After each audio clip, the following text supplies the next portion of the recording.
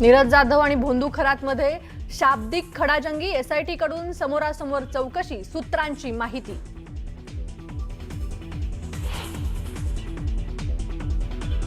भोंदू अशोक खरातचा एन्काउंटर होऊ शकतो, अनेक मंत्री राजकारण्यांसोबत खरातचा संबंध, भूमाता ब्रिगेडच्या तृप्ती देसाईंकडून भीती व्यक्त।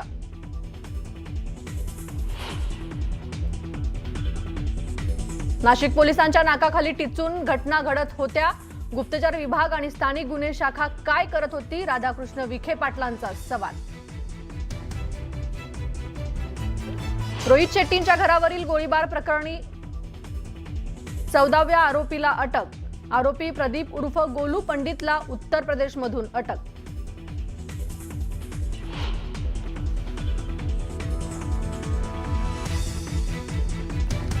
इराणचा इस्रायलच्या डिमोन अणु प्रकल्पावर हल्ल्याचा दावा, इस्रायल अमेरिकेनेही केला होता इराणच्या नतांज अणु प्रकल्पावर हल्ला।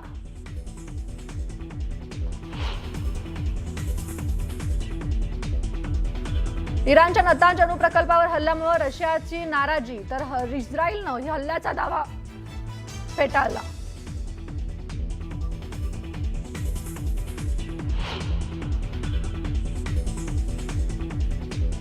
पंतप्रधान मोदींची इराणचे राष्ट्रपती पेजेश्कियन सोबत फोनवरून चर्चा, मध्य पूर्वेत होत असलेल्या हल्ल्यांचा मोदींकडून निषेध, तर समुद्री मार्ग खुलं राहणं आवश्यक असल्याची व्यक्त केली भावना। परराष्ट्र मंत्री एस जयशंकर यांनीही केली इराणच्या परराष्ट्र मंत्र्यांसोबत चर्चा।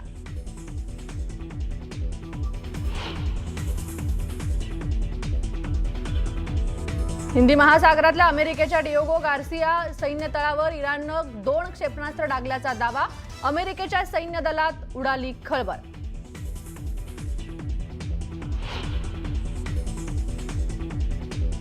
पाकिस्तानचे माजी अधिकारी अब्दुल्ला बासित यांची भारताला पोकळ धमकी, जर अमेरिकेनं पाकिस्तानवर हल्ला केला तर मुंबई आणि दिल्ली उडवून देऊ।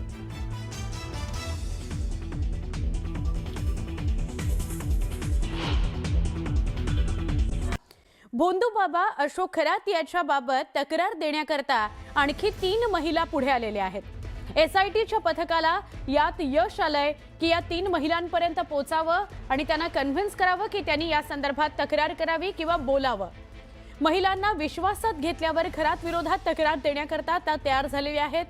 खरातचा पाय त्यामुळे आणखी खोलात गेलेला आहे। एसआयटी पथकानं खरातची कुंडली बाहेर काढलेली आहे। भोंदू अशोक खरातच्या नावावर 52 मालमत्ता असल्याचं समोर आलेलं आहे। फसवणुकीतून कोट्यवधींची माया जमवली असा त्याच्यावर आरोप आहे। नाशिकच्या कॅप्टन फाइल्स प्रकरणामध्ये नवे धक्कादायक खुलासे समोर येत आहेत। खरातचे जमीन व्यवहार करणारा एजंट देखील पोलिसांच्या ताब्यात आलेला आहे। आयकर विभागही खरातच्या मालमत्तांचा सखोल तपास करणार आहे। नाशिक अहिल्यानगर जिल्ह्यात मालमत्तांचा पसारा वाढलेला आहे। 52 सातबाऱ्यांवर खरातचं नावे अनेक ठिकाणी संशयास्पद अशा नोंदी आहेत। 11 मालमत्ता पूर्णतः खरातच्या नावावर आहेत। सिन्नर, गंगापूर, नाशिक शहर अशा परिसरामध्ये अहिल्यानगरमध्ये सुद्धा मोठ्या प्रमाणावर त्यानं जमिनी घेतलेल्या आहेत। सामायिक सातबाऱ्यावर अनेक अधिकाऱ्यांचे नातेवाईक असल्याची चर्चा आहे।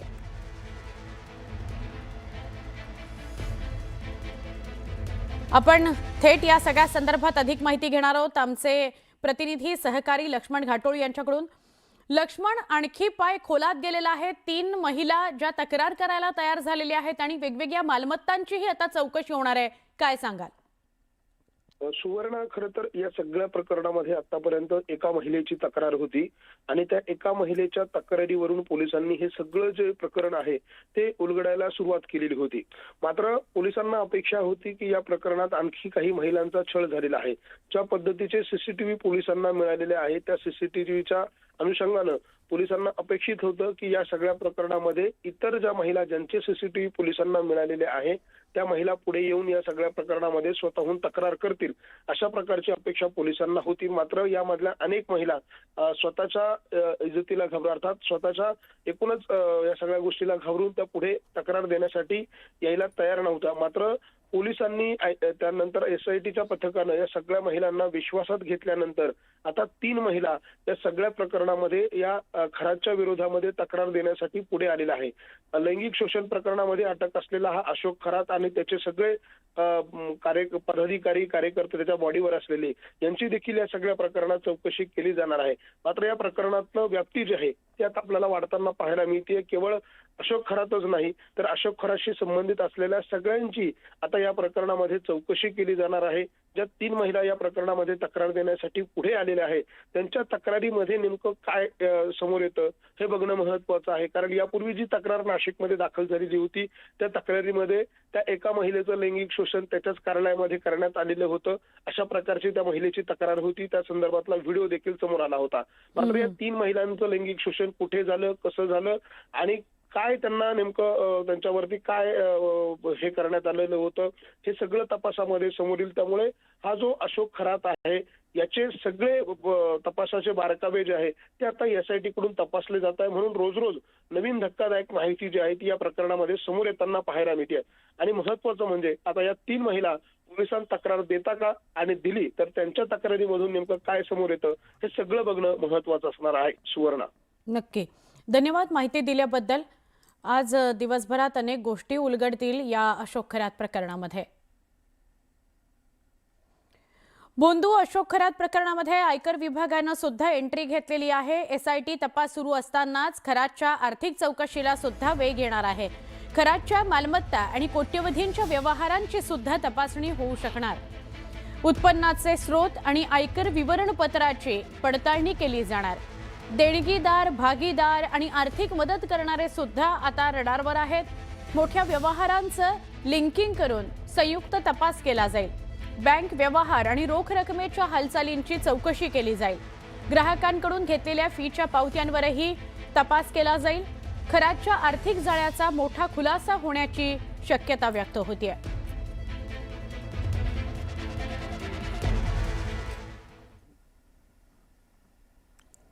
हे सगळं प्रकरण जे आहे ते रुपाली चाकणकर यांना भोवलं आणि त्यांना राज्य महिला आयोगाच्या अध्यक्षपदाचा राजीनामा द्यावा लागला.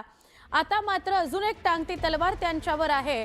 राज्य महिला आयोगाच्या अध्यक्षपदाचा राजीनामा दिल्यानंतर त्यांच्याकडे जे राष्ट्रवादी काँग्रेसचं महिला प्रदेशाध्यक्ष पद आहे ते सुद्धा जाणार की काय अशी चर्चा आहे. महिला आयोग अध्यक्षपदानंतर रुपाली चाकणकर यांच्याकडील महिला प्रदेशाध्यक्षपद काढलं जावं अशी मागणी जोर धरतीये. याबाबत सुनेत्रा पवारांसोबत पक्षाचे नेते निर्णय घेतील अशी प्रतिक्रिया मंत्री छगन भुजबळ यांनी दिली.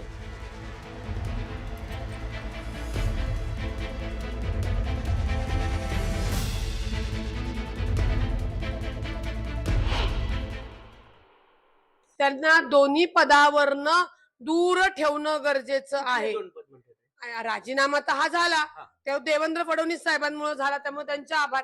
पक्षातनं सुद्धा त्यांना दूर केलं पाहिजे, अन्यथा पक्षात कुठलीच महिला काम करणार नाही. किंवा त्यांच्याच नुसार म्हणतात ना, नैतिकता स्वीकारून राजीनामा द्या आणि त्यांनी त्यांचा स्वतःचा पक्ष काढावा, प्रतिष्ठान काढावा आणि किती महिला येतात एकदा अंदाज घ्यावा.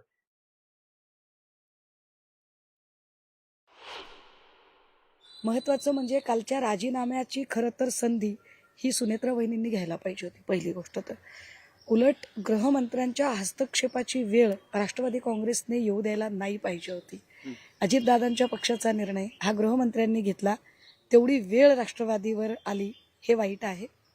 पण किमान आत्ता तरी जर राष्ट्रवादी काँग्रेसला महाराष्ट्रातला महिला मतदार वर्ग जर हवा असेल तर राष्ट्रवादी काँग्रेसच्या महिला प्रदेशाध्यक्षपदी अशी व्यक्ती निश्चित नसावी. पक्षाच्या ज्या महिला अध्यक्ष आहेत या संदर्भामध्ये पूर्ण अधिकार जे आहे हे पक्षाला आहे, त्याच्यामध्ये शासन येत नाही. आता त्या बाबतीत काय करायचं आहे ते पक्षश्रेष्ठी आहेत,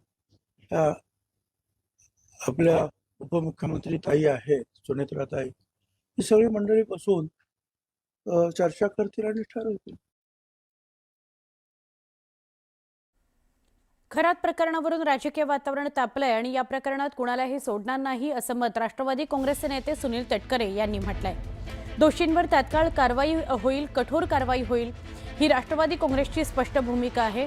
या प्रकरणाची सखोल चौकशी करून जबाबदार व्यक्तींना शिक्षा मिळालीच पाहिजे अशी मागणीही सुनील तटकरे यांनी यावेळी केली.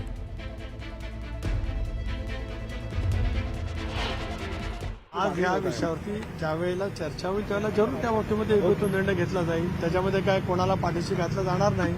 स्पष्टपणाची भूमिका काल पक्षाची मी त्या ठिकाणी व्यक्त केलेली आहे की खरात यांनी जे दुष्कृत्य केलंय SITच्या मार्फत त्यांची सखोलपणाने चौकशी व्हावी आणि ती सखोलपणाची चौकशी करून त्यांच्यावरती कडक कारवाई करावी.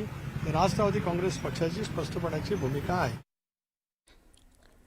बलात्कारी अशोक खरातनं कोट्यवधीची माया जमा केल्याचं उघडच झालेलं आहे. संस्थांच्या माध्यमातून त्यानं शेकडो एकर जमिनी सुद्धा लाटल्या. ही जमीन खरेदी करण्याकरता खरातनं एका खास पद्धतीचा अवलंब केल्याचं आता समोर आलंय. तो आपल्या जवळच्या व्यक्तीला शेतकऱ्यांकडून जमीन खरेदी करण्यास सांगायचा आणि त्यानंतर ती व्यक्ती खरेदी केलेली जमीन खरातच्या संस्थांना दान करायची. अशा प्रकारे खरातनं नाशिक जिल्ह्यात संस्थांच्या नावावर मोठ्या प्रमाणात जमीन घेतल्याचं उघड झालेलं आहे.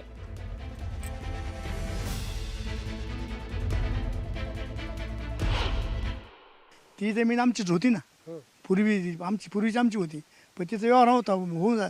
मग तिथे लिहिलेले 60-60ची खरेदी नोंद नामकरण तमकरण त्यांनी बरंच ते नामकर आव्हानाने काढलं. ते तो कायदा राहिला आणि तो कायदा बंद झाला.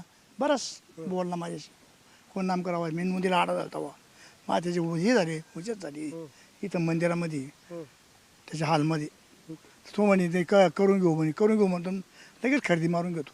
आम्हाला कोणालाच माहिती नाही, पण ती नोंद खरेदी माहिती झाल्यावर मग नोंदीला मी आडवं गेलो. तुम्ही अधिकाऱ्यांकडे तक्रारी केलं काय अधिकारी तक्रारी केल्या मग अधिकारी काय करणार ते. चुकीचं काम करून कशा प्रकारे अशोक खरातनं माया जमवलेली होती आणि किती माया जमवलेली होती त्याचा आपण आढावा घेतोय. नाशिक, अहिल्यानगर, सिन्नर, शिर्डी अशा वेगवेगळ्या शहरांमध्ये 30हून अधिक NA प्लॉट्स रिकामी प्लॉट्स त्याच्या नावावर आहेत. पाथर्डीमध्ये सुमारे 30 एकर जमीन आहे. गवळाणे या शिवारामध्ये कुटुंबियांच्या नावे 30 कोटींची जमीन आहे. मिरगाव आणि कहांडळवाडी या परिसरामध्ये 45 एकर जमीन आहे. मिरगावच्या फार्म हाऊसची किंमत आहे साधारणपणे 13 कोटी रुपये. ओझर विमानतळ जे आहे तिथे सुद्धा त्याची जमीन आहे. सिन्नरमध्ये एका हार्डवेअर दुकानामध्ये त्याची गुंतवणूक आहे. कॅनडा कॉर्नर या परिसरामध्ये त्याचं कोट्यवधी रुपयांचं कार्यालय आहे. श्री शिवनिका संस्थांची वार्षिक उलाढालच सुमारे 2 कोटीच्या घरात आहे.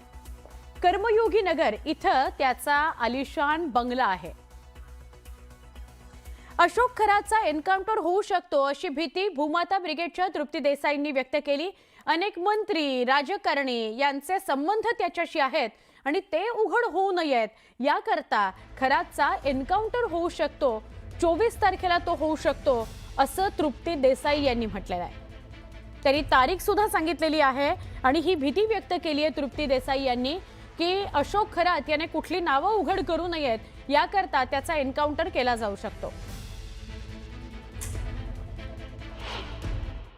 24 तारखेपर्यंत जी आहे ती पोलीस कस्टडी अशोक खरातला मिळालेली आहे. पण 24 तारखेला त्याला कोर्टात नेत असताना झटापटीत मारलं गेलं अशा पद्धतीचा जो आहे तो एन्काउंटर अशोक खरातचा होऊ शकतो आणि हे प्रकरण पूर्णपणे बंद करण्याचा जो आहे तो डाव आहे. त्यामुळं मला मुख्यमंत्र्यांना सांगायचं की अशोक खरातने इतकं कांड केलेलं आहे, इतके लैंगिक शोषण केलेत की त्याला जे आहे ते असं तातडीनं संपवून चालणार नाही. त्याला प्रत्येक दिवस जो आहे ती सजा मिळाली पाहिजे.